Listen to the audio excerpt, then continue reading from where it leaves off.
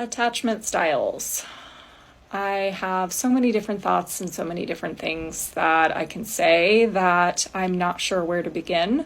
So please help me out. Let me know what questions that you have, perhaps some questions that might be brewing after some of my initial thoughts I'll share in this video, which are that I do not think that human beings are as simple as being able to be categorized into one of four attachment styles. And I do think that there can be a lot of stigma to the three insecure attachment styles, which can be problematic.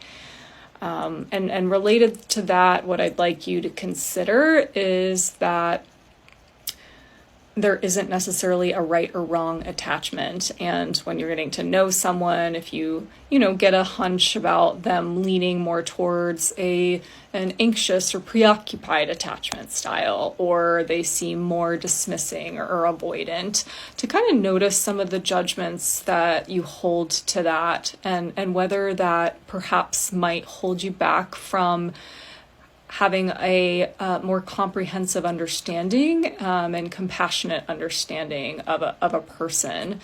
Compassionate meaning understanding that attachment is not necessarily what somebody can choose.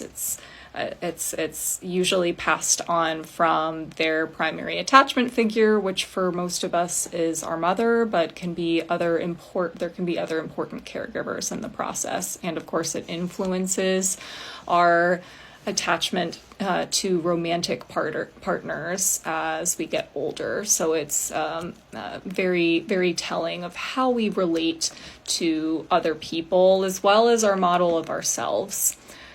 One maybe thing that I would like you to consider, for instance, in terms of like noticing judgments and how that might influence your understanding of somebody and maybe getting to know them from more of a comprehensive and compassionate lens, is to consider the idea that sometimes, right, people will just prefer to have space when they're in a crisis, which might look like withdrawing, which might look like isolating, and notice the tendency to perhaps label or judge that as bad or wrong or unhealthy. And if you can notice that and gently distance yourself from that, you might see that, right, that might be someone who's more avoidant or dismissing, and that taking space when you're in a crisis is not necessarily a bad thing. It's just how some people cope.